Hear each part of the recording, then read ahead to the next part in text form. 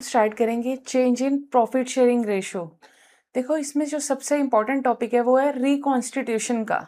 अब रिकॉन्स्टिट्यूशन का बेसिक मतलब क्या हो गया कि कोई पुराना एग्रीमेंट को खत्म कर देना और किसी नए एग्रीमेंट में एंटर कर लेना। हालांकि बिजनेस पहले भी चल रहा था और बिजनेस अब भी चलेगा, बिजनेस पे कोई फर्क नहीं पड़ेगा, लेकिन टर्म्स और कंडीशन चेंज हो जाएंगी। पार्ट ये टर्म्स और कंडीशंस पार्टनर की म्यूचुअल कंसेंट पे डिपेंड करता है। देखो ओल्ड एग्रीमेंट एंड हो जाता है और एक नया एग्रीमेंट बनता है, लेकिन बिजनेस पहले भी चल रहा था और बिजनेस अब भी चल रहा है, बिजनेस पे कोई फर्क नहीं पड़ा।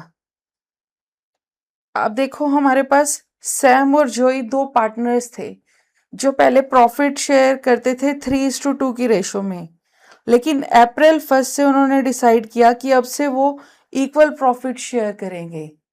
तो क्या हुआ, पुराना एग्रीमेंट हमारा एंड हो गया और हमने एक न्यू एग्रीमेंट में एंटर कर लिया। ट्यूशन होने के 5 इंपॉर्टेंट रीजंस हो सकते हैं। सबसे पहले है प्रॉफिट शेयरिंग रेशो का चेंज हो जाना, फिर हो सकता है एडमिशन होना, कोई नया पार्टनर एंटर हो गया, रिटायरमेंट होना, या किसी पार्टनर की डेथ होना, या एक मेजर इंपॉर्टेंट रीजन हो सकता है अमलगमेशन, जिसमें दो या दो से ज्यादा फर्म मिलके मर्ज होती हैं ताकि वो कंपटीशन को फेस कर सकें। देखो इसमें ये दो फर्म्स आपस में मर्ज होगी ताकि वो compete कर सके, कंपटीशन में सरवाइव कर सके मार्केट के कंपटीशन में। डिसोल्यूशन ऑफ पार्टनरशिप फर्म अलग चीज है और पूरी फर्म का डिसॉल्व होना अलग चीज है। अगर हमारे पास पार्टनरशिप डिसॉल्व होती है तो सिर्फ एग्रीमेंट चेंज होता है, एग्रीमेंट चेंज होता है, बिजनेस बंद नहीं होता। लेकिन डिसोल्यूशन ऑफ फर्म में बिजनेस इंटायरली बंद हो जाता है। बिजनेस यहाँ चलता रहता है डिसोल्यूशन ऑफ पार्टनरशिप में, लेकिन अगर फर्म डिसॉल्व होती है तो बिजनेस कंप्लीटली एंड हो जाता है। इसमें पार्टनरशिप में पार्टनर्स के बीच में जो टर्म्स एंड कंडीशन है वो ऑल्टर हो जाते हैं, चेंज हो जाते हैं, लेकिन डिसोल्यूशन ऑफ फर्म में वो तो कंप्लीटली खत्म हो जाते हैं, टर्मिनेट हो जाते हैं। डिसोल्यूशन ऑफ पार्टनरशिप में हम एसेट्स और लाइबिलिटीज को रीवैल्यू करते हैं, लेकिन डिसोल्यूशन ऑफ फर्म के केस में हम एसेट्स और लाइबिलिटी को बेच देते हैं, पे ऑफ कर देते हैं। ट्यूशन को ट्रिगर करने के लिए सबसे इम्पॉर्टेंट रीजन ये है कि हमने पुराने एग्रीमेंट को खत्म कर देना है और अब से न्यू एग्रीमेंट में एंटर कर जाना है। Old agreement ends and new agreement start, लेकिन बिजनेस हमारा पहले भी चल रहा था और अब भी चलेगा। ये कि गुडविल क्या है? गुडविल हमारा एक इंटेंजिबल एसेट है, मतलब जिसे हम छू नहीं सकते, लेकिन हम इसकी वैल्यू ड्राइव कर सकते हैं। गुडविल हमारे पास क्या है? एक इंटेंजिबल एसेट है जिसको हम छू नहीं सकते, which can not be touched, लेकिन उसकी वैल्यू ड्राइव कर सकते हैं, but it's value can be derived. अब देखो हमारे पास दो सेलर है यहाँ पे। एक है न्यू गोलगप्पा कार्ट जिसकी कोई ब्रांड वैल्यू नहीं है, कोई गुडविल नहीं है। सपोज ये राजू चाट भंडार है।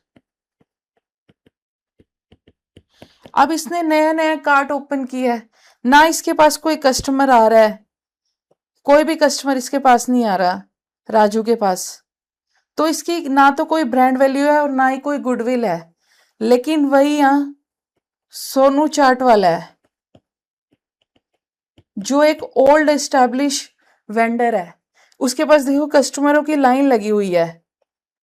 तो कस्टमर उसके पास क्यों जाता है? क्योंकि उसने मार्केट में अपनी एक इमेज बना लिया है, उसकी एक मार्केट में इमेज है, गुडविल है, रेपुटेशन है उसकी मार्केट में। अब देखो न्यू गोलगप्पा कार्ट की अगर हम वैल्यू ड्राइव करेंगे तो उसकी सेल वैल्यू सिर्फ एसेट की वैल्यू होगी उसकी, लेकिन वही हमारे पास जो ये था सोनू चाट वाला, ये अपनी अगर वैल्यू लगाएगा तो उसमें गुडविल भी इंक्लूड करेगा, क्योंकि ये गुडविल उसने अपने गुड नेम और रेपुटेशन से अर्न किया है। हमारे पास जो गुडविल है वो दो तरह की होती है। एक तो है परचेज गुडविल, मतलब अगर हमने ये सोनू चाट भंडार का चलता चलाया काम परचेज कर लिया, तो जो परचेज की हुई गुडविल है उसको हम कहते हैं परचेज गुडविल। लेकिन वही अगर मैंने मेहनत करके अपना एक ब्रांड वैल्यू क्रिएट किया तो वो क्या होती है, हमारी वैल्यूड गुडविल। अब परचेज गुडविल जो होती है वो हमारी बैलेंस शीट के अंदर आती है, लेकिन जो हमारी वैल्यूड गुडविल है वो हमारी एडजस्टमेंट में आती है। देखो ये जो बैलेंस शीट में एसेट साइड गुडविल आ रही है ये हमारी परचेज गुडविल है, लेकिन वहीं जब गुडविल फर्म की वैल्यू हो रही है एडिशनल इंफॉर्मेशन में, ये हमारी वैल्यूड गुडविल है।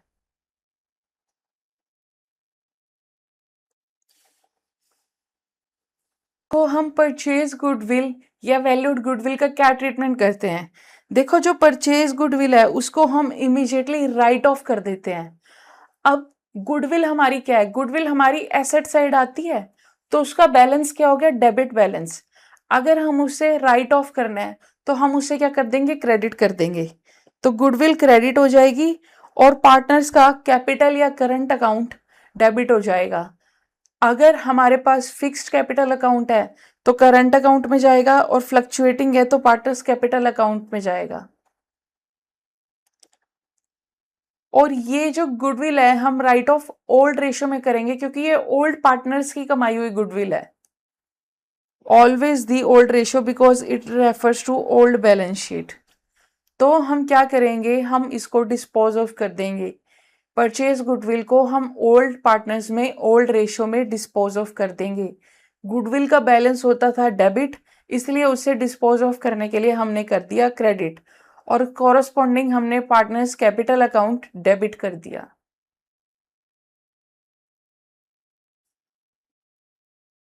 वैल्यूड गुडविल का क्या ट्रीटमेंट करेंगे। देखो वैल्यू हुई गुडविल को हम एक सिंगल एंट्री पास करके ट्रीट करते हैं, gaining ratio versus sacrificing ratio. अब सबसे पहले हम देखेंगे कि हम सेक्रीफाइसिंग रेशो कैलकुलेट कैसे करते हैं। सेक्रीफाइसिंग रेशो कैसे कैलकुलेट करते हैं।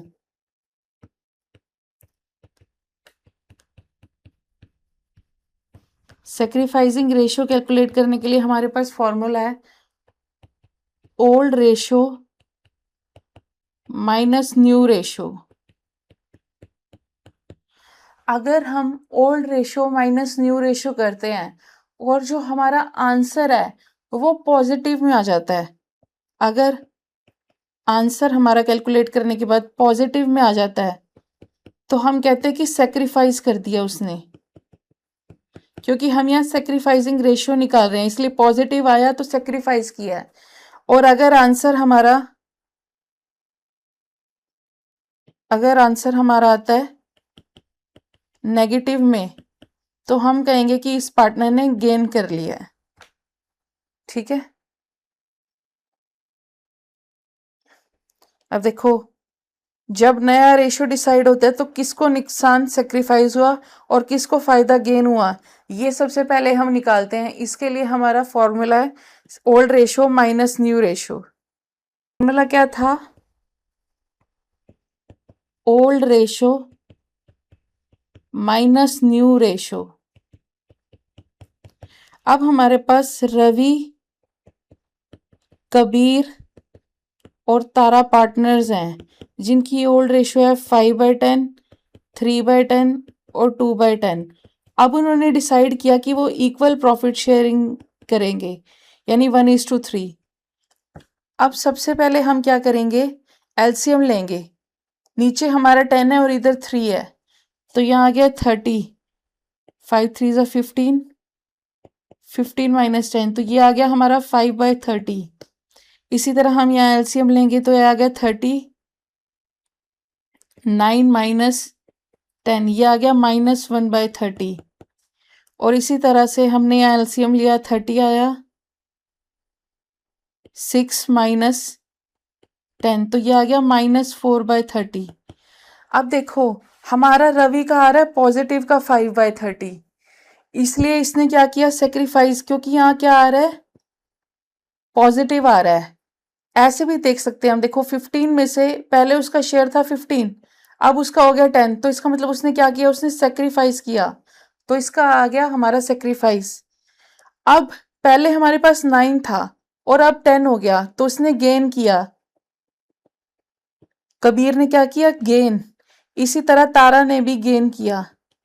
देखो हमारे पास जो सेक्रीफाइसिंग रेशियो होगी वही गेनिंग रेशियो के इक्वल आना चाहिए। देखो 5/30 है और 1/30 और 4/30 भी 5/30 होता है, तो इससे चेक हो जाता है कि हमने रेशियो सही कैलकुलेट किया है। अब देखो 5/30 रवि ने सेक्रीफाइस किया क्योंकि ये पॉजिटिव में आ रही है रेशियो, और कबीर और तारा ने क्या किया है, गेन किया है क्योंकि ये नेगेटिव आ रहा है।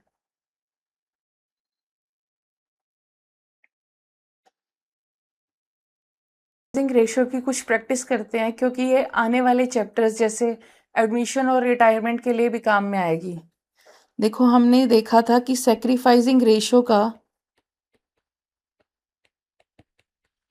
फॉर्मूला हमारे पास है old ratio minus new ratio.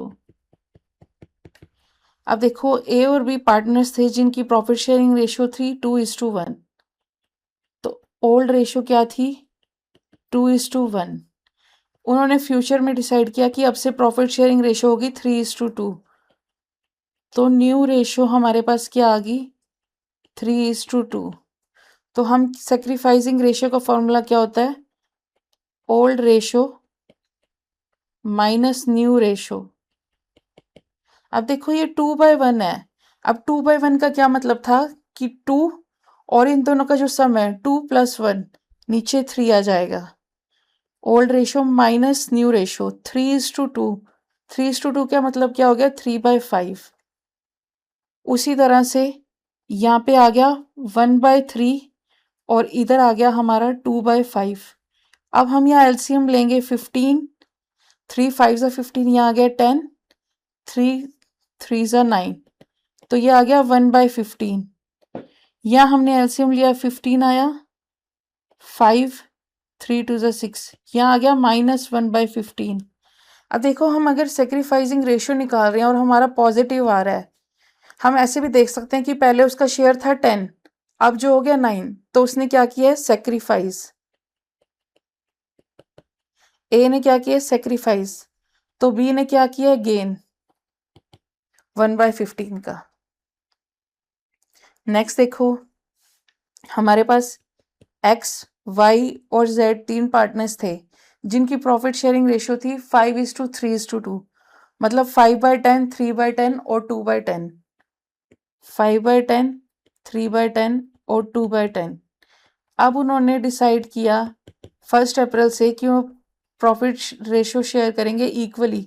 Equally का मतलब 1/3, 1/3 और 1/3।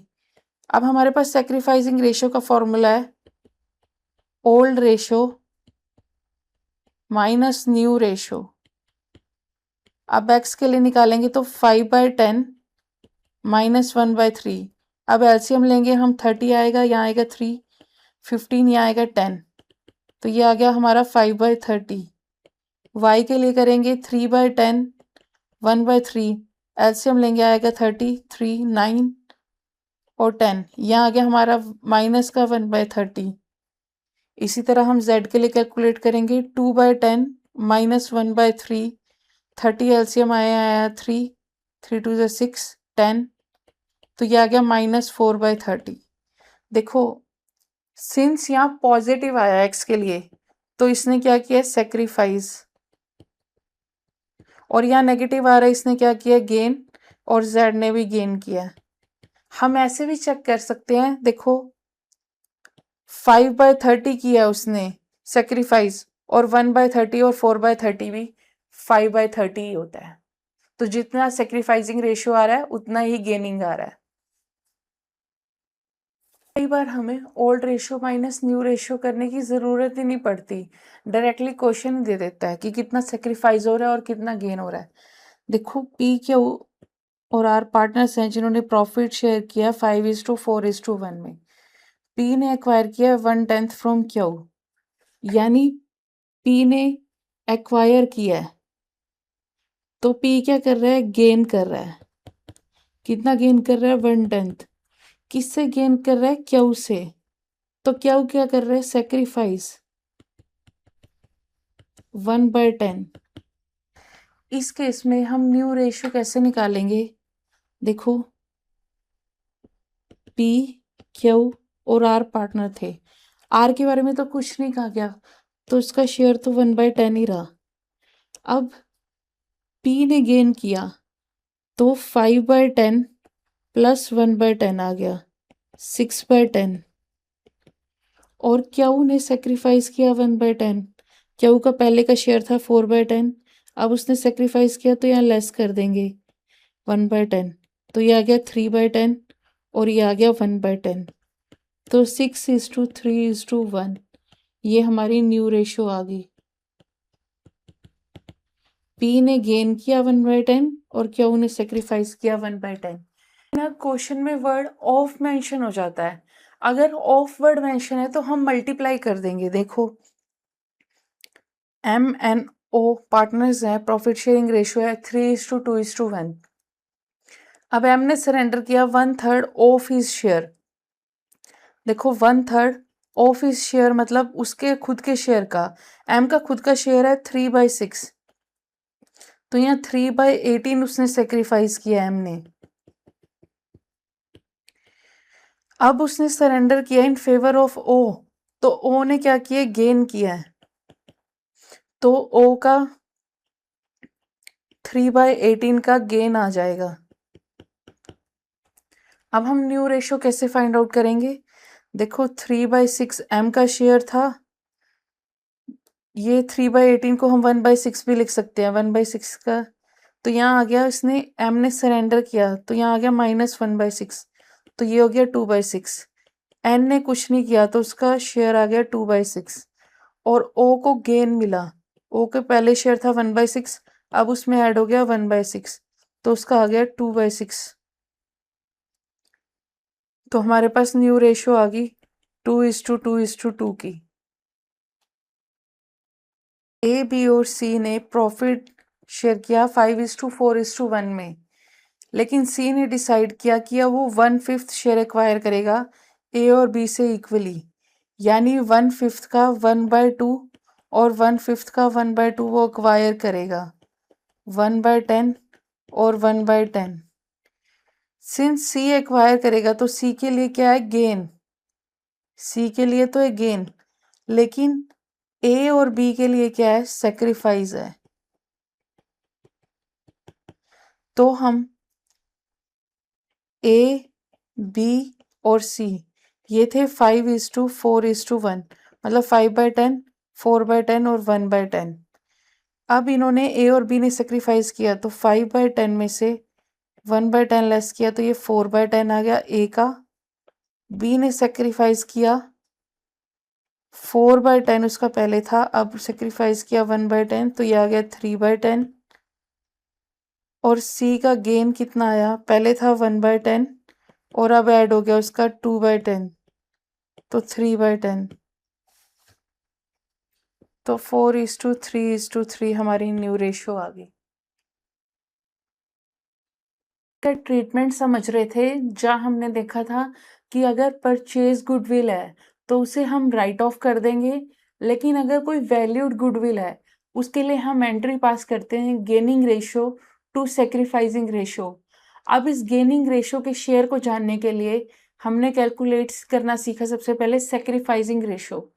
अब आओ देखो इस क्वेश्चन में हम कैसे सॉल्व करेंगे। देखो goodwill already appear in the balance sheet, यानी 50,000 की परचेज गुडविल है। अब गुडविल को हमें पता है कि एसेट साइड दिखाते हैं और जिसका बैलेंस होता है डेबिट। अगर उसे राइट ऑफ करना है तो हमें करना पड़ेगा गुडविल को क्रेडिट, और जो ए और बी पार्टनर्स हैं उनको करना पड़ेगा डेबिट। तो देखो A is capital account, B is capital account, debit to goodwill. अब ये गुडविल ओल्ड पार्टनर्स ने कमाई है तो ओल्ड रेशो में ओल्ड पार्टनर्स में डिस्ट्रीब्यूट होगी। अब इनकी ओल्ड रेशो थी 3:2। अब इस 50,000 को हमने 3/5 और 50,000 को हमने 2/5 किया, तो ये हमारा 30,000 और 20,000 आ गया। अब ये तो था हमारा परचेज गुडविल का ट्रीटमेंट, लेकिन अगर हमने गुडविल वैल्यू किया है, वैल्यूड गुडविल का क्या ट्रीटमेंट करेंगे। देखो वैल्यूड गुडविल के लिए हम सबसे पहले कैलकुलेट करेंगे सेक्रीफाइसिंग रेशो, मतलब old ratio minus new ratio. Old ratio थी हमारे पास 3/5 और 2/5 और न्यू रेशियो हमारे पास 1/2 और 1/2। अब हमने एलसीएम लिया 10, 5 2 6 माइनस 5, यहाँ आ गया 1/10 पॉजिटिव आया तो इसने किया सेक्रीफाइस। इसी तरह यहाँ एलसीएम लिया आया 10, 2 4 5, यहाँ आ गया -1/10 तो बी ने किया गेन और ए ने किया सेक्रीफाइस। तो हमारी एंट्री होती है gaining ratio versus sacrificing ratio. B ने किया गेन, ए ने किया सेक्रीफाइस। अब जो कंपनसेशन होगा वो गुडविल, पूरी गुडविल को नहीं कंपनसेट करेगा, जो उसका शेयर होगा। जैसे यहाँ 1/10 शेयर आया है तो वैल्यू थी हमारी गुडविल की 1,20,000, तो 1,20,000 का 1/10 करके 12,000 से हम एंट्री पास करेंगे, मतलब शेयर के अमाउंट से एंट्री पास करेंगे। तो ये आएगा B's capital account debit to A's capital account 12,000, ये हमारी वैल्यूड गुडविल की एंट्री होगी। गुडविल की प्रैक्टिस के लिए हम एक और क्वेश्चन करते हैं। देखो ए और बी पार्टनर्स थे जिनकी प्रॉफिट शेयरिंग रेशियो थी 3:2। देखो ओल्ड रेशियो हमारे पास थी 3:2, न्यू रेशियो हमारे पास आई 1:1। अब हमारे पास सेक्रीफाइसिंग रेशियो का फॉर्मूला होता है old ratio minus new ratio. तो 3/5 और 2/5 -1/2 और 1/2, एलसीएम लिया या 10 2 6 -5, ये आया 1/10। या हमने एलसीएम लिया 10 2 4 -5, ये आ गया -1/10। सिंस हम सेक्रीफाइसिंग रेशियो निकाल रहे हैं और यहाँ पे पॉजिटिव आ गया तो ये हो गया हमारा सेक्रीफाइसिंग पार्टनर, तो ये हो गया हमारा गेनिंग पार्टनर। अब हमारे पास एंट्री है gaining partner to sacrificing partner, यानी ए और बी है ना, ए और B, B's capital account debit to A's capital account. Entry तो हमने पास कर दी, B's capital account debit to A's capital account. अब एंट्री हम फुल वैल्यूड अमाउंट से नहीं पास करेंगे, उनके शेयर के अमाउंट से। अब 1/10 उनका शेयर है, गुडविल की वैल्यू हमारी 50,000। देखो 50,000 का 1/10 करके हम 5,000 से एंट्री पास करेंगे, ठीक है। और नरेशन लिखना मत भूलना। देखो गेनिंग पार्टनर हमेशा सेक्रीफाइसिंग पार्टनर को कंपनसेशन देगा in the form of goodwill. तो एंट्री क्या रहेगी हमारी gaining partner to sacrificing partner. देखो इसमें जैसे जय और वीरू हैं जिनकी पहले प्रॉफिट शेयरिंग रेशियो थी 3:2, अब उन्होंने प्रॉफिट शेयर किया 1:1 की रेशियो में। तो यहाँ पे सेक्रीफाइसिंग रेशियो का अगर हमने फॉर्मूला लगाया तो जय ने सेक्रीफाइस किया 1/10 शेयर और वीरू ने गेन किया 1/10 शेयर। अब ये 1/10 शेयर वैल्यूड गुडविल का 6,000 आ रहा है। तो सिंस यहाँ पे गेन किया है वीरू ने, तो gaining partner to sacrificing partner, या हमारी 6,000 से एंट्री आ जाएगी। नेक्स्ट अब इसमें आता है कि अगर हमें पास्ट के कुछ रिजर्व्स वगैरह दिए हुए हैं तो उनका कैसे ट्रीटमेंट रहेगा। देखो जो पुराने रिजर्व्स होते हैं या प्रॉफिट्स होते हैं वो ओल्ड पार्टनर्स के हैं, तो वो ओल्ड पार्टनर्स को ही दिए जाएंगे, उनकी ओल्ड प्रॉफिट शेयरिंग रेशियो में डिस्ट्रीब्यूट किए जाएंगे। पुरानी मेहनत का जो पैसा है, रिजर्व्स, प्रॉफिट या पुरानी गलतियां, लॉसेस, हमेशा ओल्ड रेशो में ही डिस्ट्रीब्यूट होंगी। ओल्ड एफर्ट्स के लिए ओल्ड रेशो ही लगाएंगे, नई रेशो हम उस केस में कंसीडर नहीं करेंगे। नई रेशो लगाना पाप है उस केस में। अगर हम प्रॉफिट शेयरिंग रेशो चेंज करेंगे तो बिजनेस में जो पहले के जनरल रिजर्व्स हैं या प्रॉफिट हैं उनका सेटलमेंट करना बहुत ज़रूरी है, क्योंकि वो ओल्ड पार्टनर्स ने कमाया हुआ है। तो अगर हम पार्टनर डिस्ट्रीब्यूट करना चाहता है रिजर्व्स और एक्यूमुलेटेड प्रॉफिट और बैलेंस शीट में उसे नहीं दिखाना चाहता तो हम क्या करेंगे। देखो रिजर्व, जनरली रिजर्व्स का क्या होता है, रिजर्व्स हमारी लाइबिलिटी होती है, तो लाइबिलिटी का बैलेंस वैसे तो क्रेडिट होता है लेकिन अब वो दिखाना नहीं चाहते तो हम रिजर्व्स का क्या कर देंगे, डेबिट। देखो general reserve account debit profit and loss account, अगर कोई क्रेडिट बैलेंस था तो उसे अब डेबिट कर देंगे। कोई इन्वेस्टमेंट फ्लक्चुएशन रिजर्व है,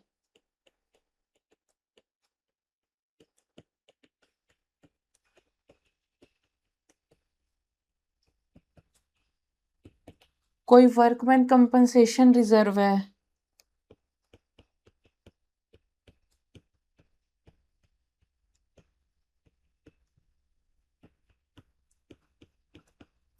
देखो रिजर्व्स क्रिएट करने से पार्टनर की लाइबिलिटी क्या होती है, बढ़ती होती है। तो कैपिटल का क्या होता है, क्रेडिट बैलेंस। तो टू पार्टनर्स कैपिटल या करंट अकाउंट कर देंगे, टू पार्टनर्स कैपिटल अकाउंट। ये एंट्री हम तब पास करेंगे जब हम डिस्ट्रीब्यूट करना चाहते हैं रिजर्व्स और एक्यूमुलेटेड प्रॉफिट को। डिस्ट्रीब्यूट करने से क्या मतलब हुआ कि हम उसको बैलेंस शीट में नहीं दिखाना चाहते। तो रिजर्व्स, हमें पता है कि रिजर्व्स का बैलेंस वैसे तो क्रेडिट होता है, लेकिन अगर हम नहीं दिखाना चाहते तो हम उसका रिवर्स इफेक्ट करेंगे, इसलिए हमने यहाँ रिजर्व्स को डेबिट किया है। और पार्टनर्स कैपिटल उससे बढ़ेगी तो पार्टनर्स कैपिटल अकाउंट को क्रेडिट कर दिया है, क्योंकि कैपिटल अकाउंट का क्रेडिट बैलेंस होता है। अगर बैलेंस शीट में कोई भारी खर्चा है तो उससे कैपिटल क्या होगी, कम। तो यहाँ कैपिटल को क्या कर देंगे, डेबिट,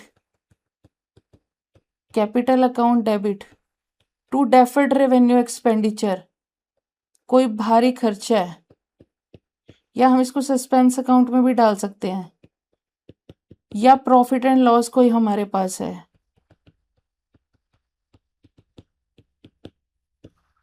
देखो ये एंट्रीज हम तब पास करेंगे, दोनों एंट्रीज, जब हम रिजर्व्स को ट्रांसफर करना चाहते हैं कैपिटल अकाउंट में। लेकिन वहीं हमारे पास एक और केस भी है, जब हम रिजर्व्स को ट्रांसफर नहीं करना चाहते कैपिटल अकाउंट में। रिजर्व्स को कैपिटल अकाउंट में ट्रांसफर नहीं करना चाहते तो इस केस में हम 3 स्टेप्स फॉलो करेंगे। स्टेप नंबर 1 क्या होएगा कि हम सैक्रिफाइसिंग रेशियो निकालेंगे। स्टेप नंबर 2 क्या होगा, हम नेट इफेक्ट निकालेंगे। हम नेट इफेक्ट कैसे निकालेंगे, अगर कोई रिजर्व्स हैं उसमें प्रॉफिट ऐड कर देंगे और कोई लॉसेस है लेस कर देंगे। जो इनका नेट इफेक्ट आएगा इनटू सैक्रिफाइसिंग रेशियो करके एक सिंगल जनरल एंट्री पास कर देंगे।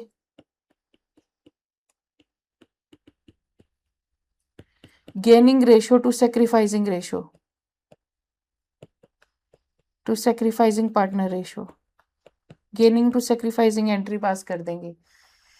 देखो अगर हमारे पास रिजर्व्स और प्रॉफिट पड़े हुए हैं पुराने और हम उसे बैलेंस शीट में नहीं दिखाना चाहते तो हम उसे पार्टनर्स कैपिटल अकाउंट में ट्रांसफर कर देंगे।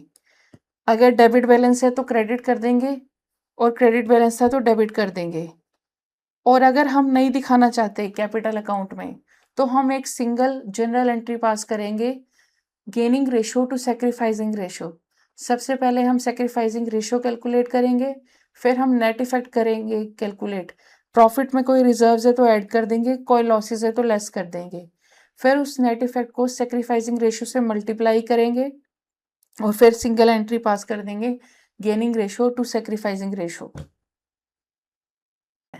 ये रिजर्व वर्कमैन को किसी क्लेम के लिए बनता है या कोई एक्सीडेंट हो गया हो उसके लिए बनता है।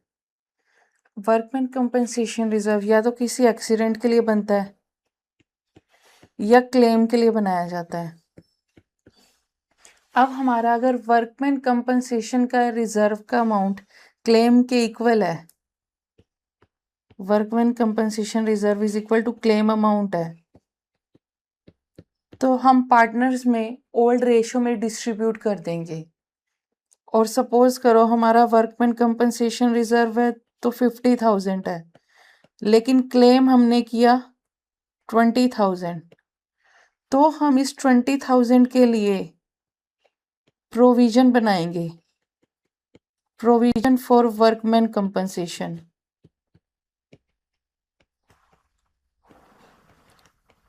20,000 का हमने क्लेम बनाया और जो 30,000 बच गया वो हमने ओल्ड पार्टनर्स में डिस्ट्रीब्यूट कर दिया, पार्टनर में डिस्ट्रीब्यूट कर दिया। सबसे पहले हमने देखा कि अगर वर्कमैन कंपनसेशन का अमाउंट ही क्लेम के अमाउंट के इक्वल है तो हम पार्टनर्स में डिस्ट्रीब्यूट कर देंगे ओल्ड प्रॉफिट शेयरिंग रेशियो में। अगर हमारा वर्कमैन कंपनसेशन का अमाउंट तो है 50,000 लेकिन क्लेम हमने सिर्फ 20,000 किया है तो हम प्रोविजन बनाएंगे 20,000 का और 30,000 को पार्टनर्स की ओल्ड रेशियो में डिस्ट्रीब्यूट कर देंगे। नेक्स्ट हमारे पास केस आता है अगर हमारे वर्कमैन कंपनसेशन तो बनाया 50,000 का और क्लेम हमारे पास आ जाता है 60,000 का। इस केस में हम 10,000 जो है वो रिवैल्यूएशन में डालेंगे। रिवैल्यूएशन में 10,000 अमाउंट डाल देंगे। ये रिजर्व वर्कमैन को किसी क्लेम के लिए बनता है या कोई एक्सीडेंट हो गया हो उसके लिए बनता है। वर्कमैन कंपनसेशन रिजर्व या तो किसी एक्सीडेंट के लिए बनता है या क्लेम के लिए बनाया जाता है। अब हमारा अगर वर्कमैन कंपनसेशन का रिजर्व का अमाउंट क्लेम के इक्वल है, workman compensation reserve is equal to claim amount है, तो हम पार्टनर्स में ओल्ड रेशियो में डिस्ट्रीब्यूट कर देंगे। और सपोज करो हमारा वर्कमैन कंपनसेशन रिजर्व है तो 50,000 है लेकिन क्लेम हमने किया 20,000, तो हम इस 20,000 के लिए प्रोविजन बनाएंगे, प्रोविजन फॉर वर्कमैन कंपनसेशन।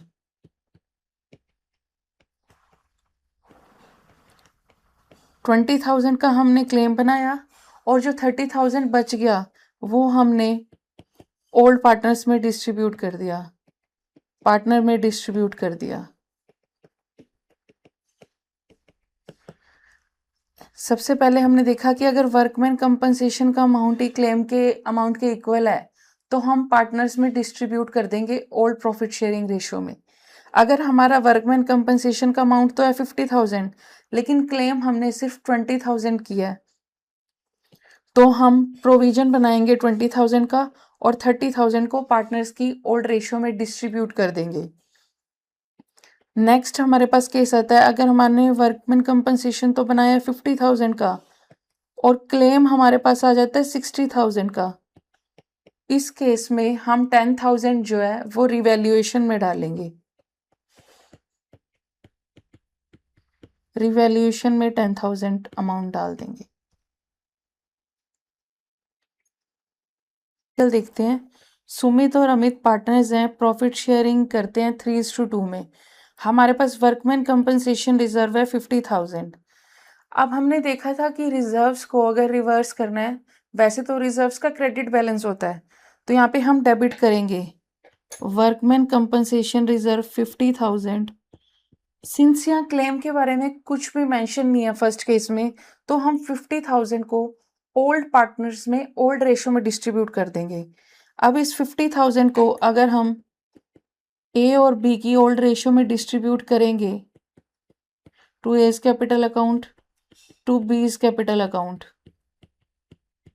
ये आ जाएगा हमारा 50,000 इंटू 3/5 और 2/5, ये आ जाएगा 30,000 और 20,000। नेक्स्ट है अगर हमने क्लेम किया अमाउंट वर्कमैन कंपनसेशन का 20,000। अब हमारे पास रिजर्व तो था 50,000 का लेकिन हमने क्लेम किया सिर्फ 20,000 का, तो हम क्लेम के लिए प्रोविजन बनाएंगे। देखो इस केस में एंट्री क्या होगी हमारी, वर्कमैन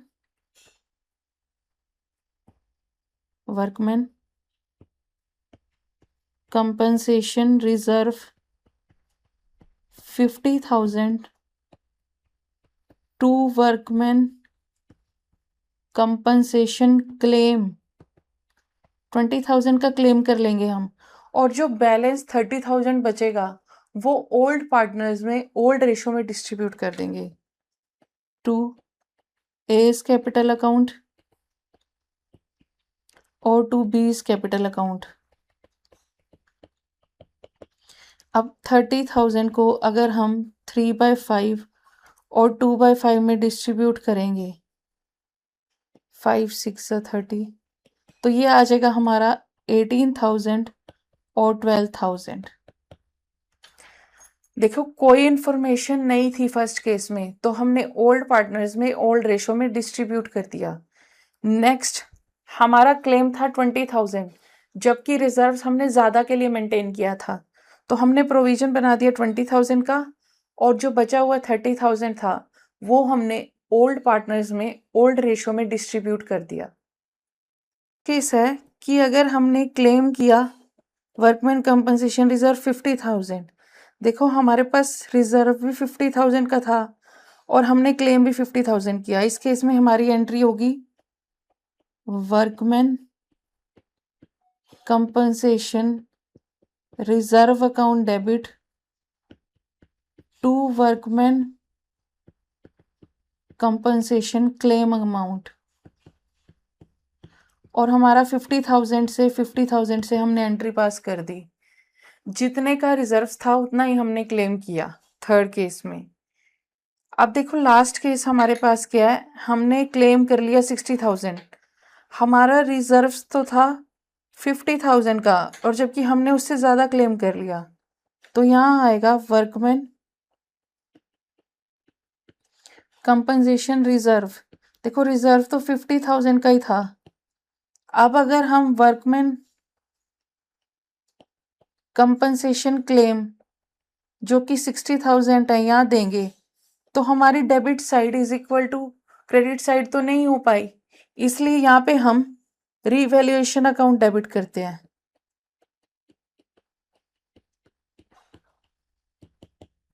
तो ये 10,000 का रिजर्व आ गया, रीवैल्यूएशन रिजर्व। अब इस रीवैल्यूएशन रिजर्व को हम पार्टनर्स कैपिटल अकाउंट में ट्रांसफर कर देंगे। इफेक्ट खत्म करने के लिए इसको क्रेडिट किया 10,000 को, और डेबिट किसको करेंगे, पार्टनर्स के अकाउंट को। पार्टनर्स हमारे पास थे अमित और Sumit. Amit capital account debit, Sumit capital account debit. अब किस रेशो में डिस्ट्रीब्यूट करेंगे, ओल्ड रेशो में। 10,000 इंटू 3/5, ये आ गया 6,000 और 4,000।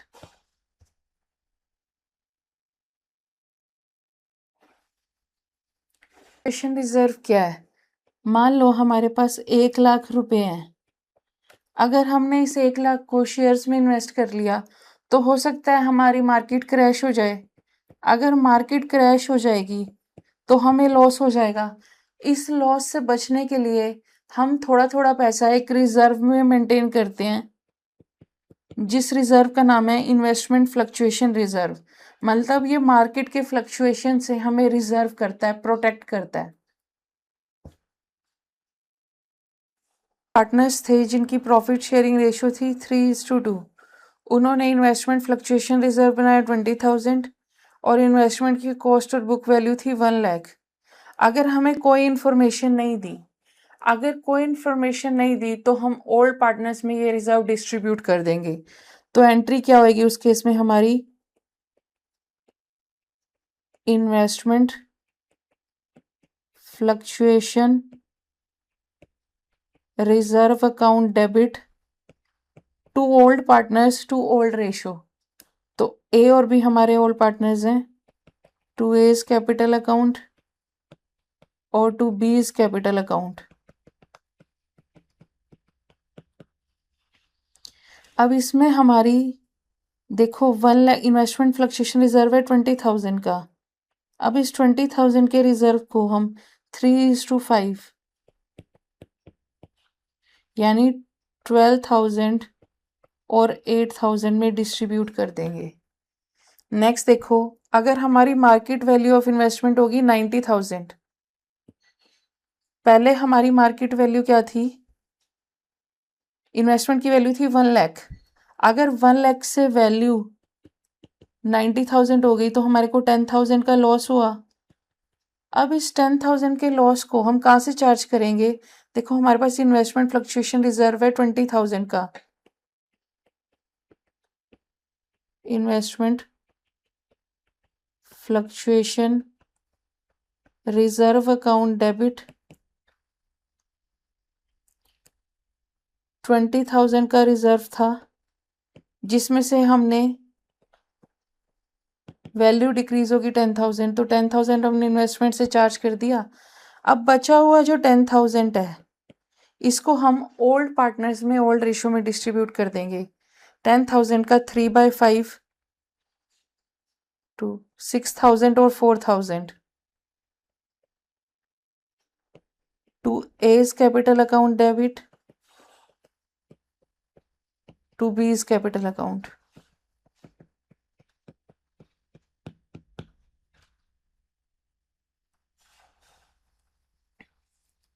देखो, रिजर्व हमने बना रखा था 20,000 का। मार्केट वैल्यू रिड्यूस होने की वजह से इन्वेस्टमेंट का अमाउंट यहाँ यूज हुआ 10,000। तो बचा हुआ जो 10,000 था, क्योंकि हमें पता है debit is equal to credit होता है, अगर 20,000 में से 10,000 गए तो 10,000 रिमेनिंग बैलेंस रहा। ये 10,000 को हम ओल्ड पार्टनर्स को ओल्ड रेशो में डिस्ट्रीब्यूट कर देंगे। मार्केट वैल्यू ऑफ इन्वेस्टमेंट होगी 80,000 की। अब हमारे पास इन्वेस्टमेंट की वैल्यू थी 1 लाख। अगर 80,000 हो गई तो 20,000 हमारा बचा अमाउंट, और हमने रिजर्व्स भी कितने के मेंटेन कर रखे हैं, इन्वेस्टमेंट फ्लक्चुएशन रिजर्व 20,000 के। तो पूरे के पूरे इन्वेस्टमेंट फ्लक्चुएशन रिजर्व का अमाउंट इन्वेस्टमेंट में ट्रांसफर हो जाएगा। Investment fluctuation reserve account debit to investment account 20,000 और 20,000। अब देखो, अब हमारे पास मार्केट वैल्यू ऑफ इन्वेस्टमेंट होगी 70,000। देखो, इन्वेस्टमेंट की वैल्यू थी 1 लाख। अगर वैल्यू हमारी 1 लाख थी और अब रहेगी 70,000, तो 30,000 उन्होंने इन्वेस्टमेंट क्लेम कर ली, जबकि हमारे पास इन्वेस्टमेंट फ्लक्चुएशन रिजर्व ही कितने का है, 20,000 का। तो हम यहाँ इन्वेस्टमेंट फ्लक्चुएशन रिजर्व 20,000 डेबिट, और उन्होंने क्लेम कर ली, वो दिखाएंगे इन्वेस्टमेंट में 30,000। हमारे पास डेबिट साइड क्रेडिट साइड के इक्वल नहीं हुई, तो हमने रीवैल्यूएशन अकाउंट डाल दिया, यहाँ रीवैल्यूएशन में डाल दिया 10,000। अब ये रीवैल्यूएशन अकाउंट पार्टनर से क्रेडिट होगा, तो यहाँ आ जाएगा A's capital account debit, B's capital account debit to revaluation account old partners में ओल्ड रेशो में। इस 10,000 को अगर हम 3/5 और 2/5 में डिस्ट्रीब्यूट करेंगे तो ये आ गया हमारा 6,000 डेबिट, और ये आ गया हमारा 4,000 डेबिट।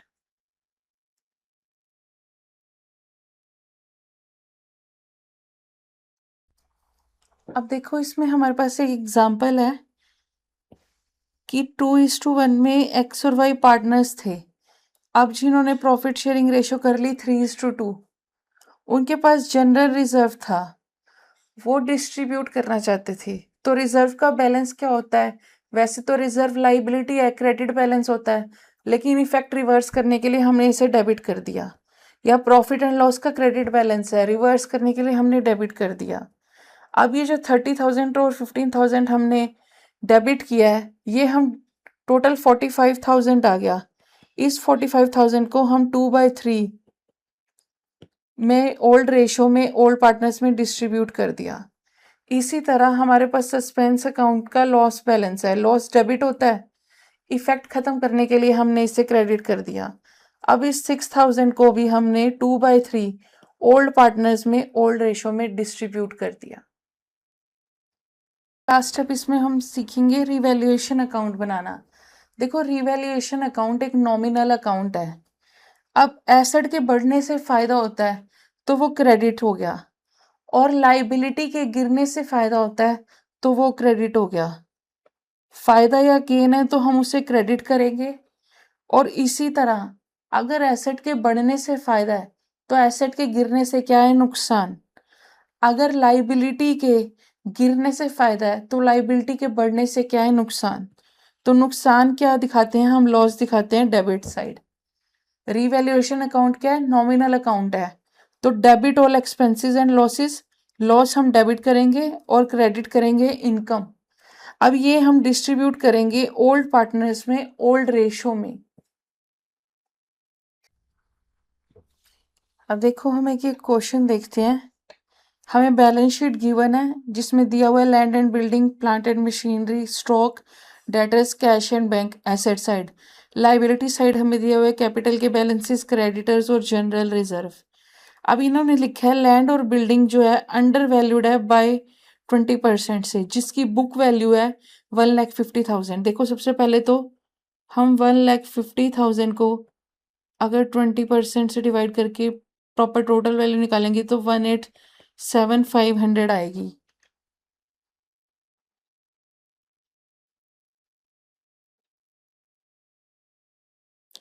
अब हमने दिखाई हुई है बुक्स में वैल्यू 1,50,000 जबकि एक्चुअल वैल्यू है 1,87,500। तो 37,500 से वैल्यू इंक्रीज हो रही है लैंड एंड बिल्डिंग की।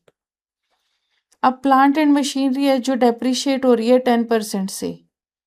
देखो एसेट का क्या होता है, डेबिट बैलेंस, तो एसेट के बढ़ने से फायदा है, तो ये इनकम है, ये क्रेडिट साइड आएगा।